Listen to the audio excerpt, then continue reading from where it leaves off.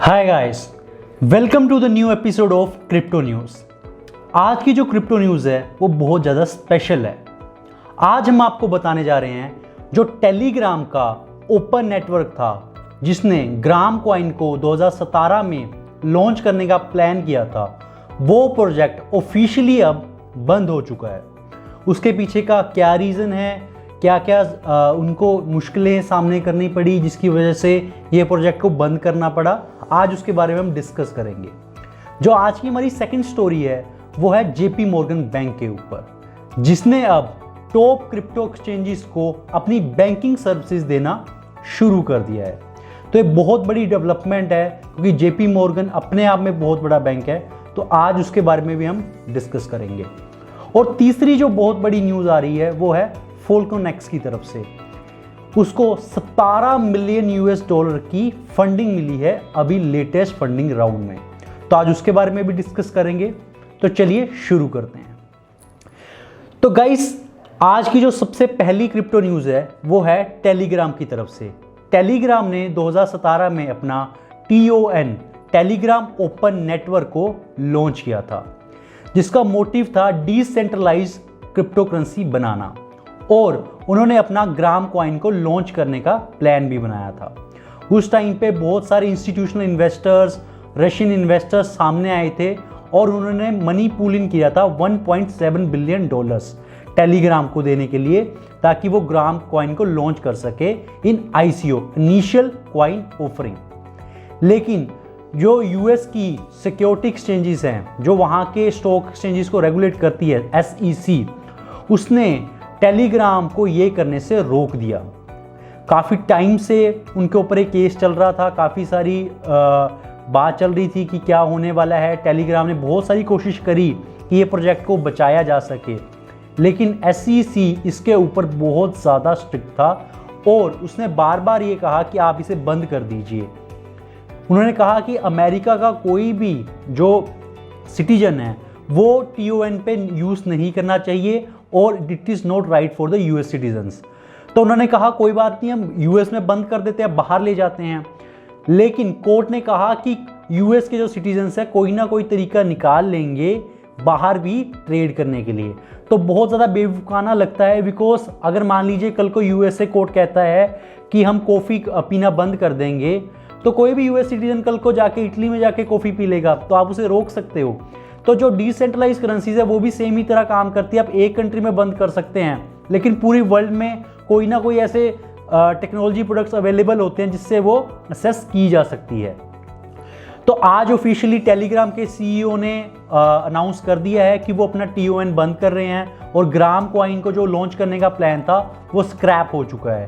तो ये बहुत बड़ी न्यूज़ है। टेलीग्राम जैसे इतनी बड़ी यूज़र बेस, जिसके पास 400 मिलियन यूज़र बेस था टेलीग्राम पे, और जैसे आप जानते हैं कि जो बड़ी बड़ी क्रिप्टो कंपनीज़ है, क्वाइंस हैं, वो टेलीग्राम के ऊपर ही अपने ग्रुप्स बनाना पसंद करती हैं, वहाँ पे ही उनकी कम्युनिटीज़ होती हैं और वहाँ पे ही बात करना वो पसंद करते हैं।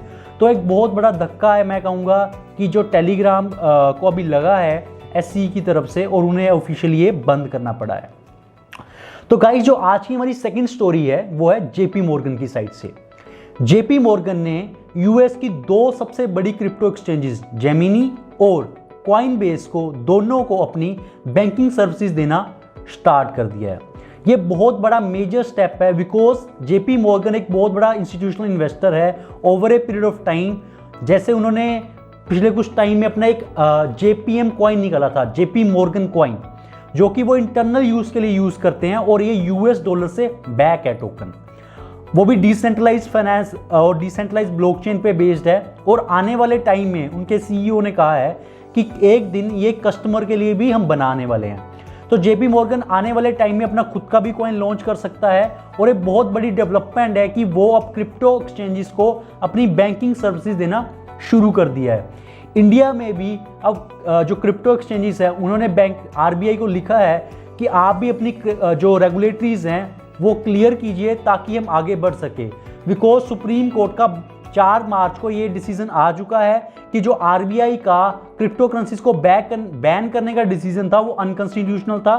अब क्रिप्टो करेंसी इंडिया में लीगल हो चुकी है, लेकिन अभी तक रेगुलेटरी फ्रेमवर्क कुछ नहीं आया है। तो आरबीआई को लिखा है क्रिप्टो एक्सचेंजेस ने कि आप हमें बताइए कि हम किस तरह टैक्स होंगे, आप हमें अपनी बैंकिंग सर्विसेज दीजिए ताकि हम इसे मास लेवल पे कर सकें। आज की जो तीसरी स्टोरी है क्रिप्टो न्यूज़ में वो है फॉल्कन एक्स की।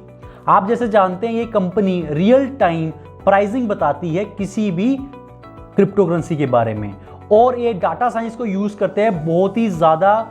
मतलब अगर मैं कहूँ कि क्रिप्टो वर्ल्ड में जो सबसे ज़्यादा सटीक प्राइस बताती है वो ये कंपनी बताती है, और आप इसके ऊपर जाके ट्रेड भी लगा सकते हैं बिकॉज ये बहुत सारी एक्सचेंजेस से डाटा उठाती है और उसको कंबाइन करके डाटा साइंस अपने इनके पीछे का एल्गोरिथम है उसको यूज़ करते हुए रियल टाइम में मोस्ट एक्यूरेट बिटकॉइन का प्राइस हो या अदर क्रिप्टो करेंसी का प्राइस को शो करती है।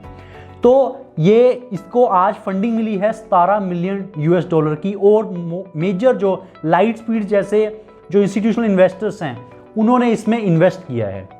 तो बहुत बड़ी ये न्यूज़ है बिकॉज क्रिप्टो स्टार्टअप्स बहुत सारे बैंकरप्ट हो रहे हैं बिकॉज अब पैसा उनके पास नहीं रहा बर्न करने के लिए या फिर आगे अपना बिजनेस को कंटिन्यू करने के लिए। लेकिन फॉल्कन एक्स को अभी ये फंडिंग मिली है जो कि बहुत ज़्यादा पॉजिटिव न्यूज़ है क्रिप्टो न्यू स्टार्टअप्स जो आ रहे हैं आगे। और एक बात जो बहुत ज़रूरी है यहाँ पे समझने वाली कि पिछले 10 महीनों में उन्होंने $7 बिलियन का जो कि ट्रांजैक्शंस है वो पूरी करवाई हैं अपने प्लेटफॉर्म के ऊपर।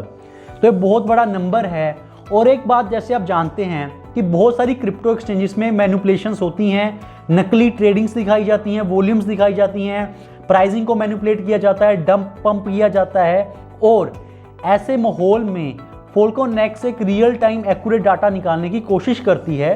तो ये बहुत ज़्यादा इन्वेस्टर्स का भी इंटरेस्ट इस स्टार्टअप की तरफ आया था। तो गाइस आज की क्रिप्टो न्यूज़ में इतना ही। Please subscribe to our channel and don't forget to hit the bell icon so that you can get the notification at the earliest. Thank you.